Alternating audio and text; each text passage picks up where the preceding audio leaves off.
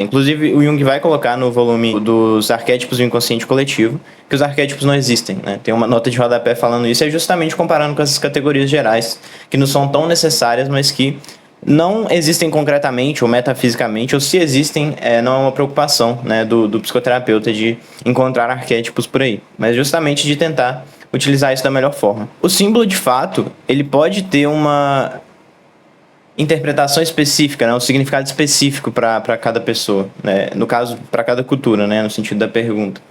Então, pode ser que o símbolo da cruz em um lugar ele tenha um significado diferente em outro lugar. Então, assim, existem vários símbolos que eles se apresentam de maneira diferente em determinadas culturas, né?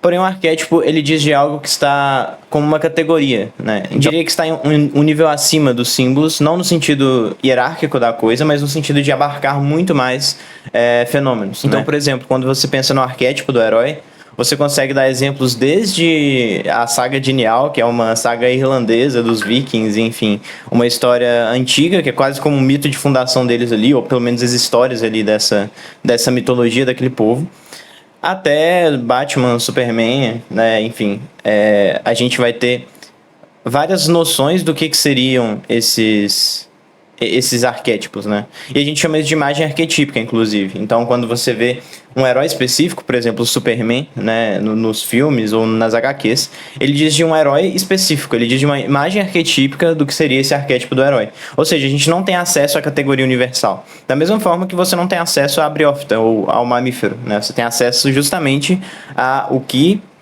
está incluído dentro dessa categoria. Então é mais ou menos assim que funciona o arquétipo, né? Então existe essa diferença entre arquétipo e símbolo, e é basicamente por isso que pessoas de diferentes locais conseguem, não é necessariamente entender o mesmo significado para um arquétipo, mas elas vivem sob aquele arquétipo, né? Então a ideia de bem e mal, por exemplo, da dualidade, né? Então essa ideia de dualidade, ela é algo que é próprio do humano, né? A ideia de trindade também, a própria noção de tempo e espaço, né? Isso tudo são coisas que a gente já tá tão dentro daquilo que nem consegue colocar como alheio, né? É uma coisa que vem desse caráter arquetípico. Então, e vai se expressar de diferentes formas e em diferentes culturas, mas, é claro, vai estar presente em todas, né? Então, isso que está presente em todas é o que a gente chama de arquétipo. Isso que se passa de diferentes formas nas diferentes culturas, a gente chama de imagem arquetípica, e também, dependendo, pode ser entendido como um símbolo, se for uma imagem específica que a gente está falando.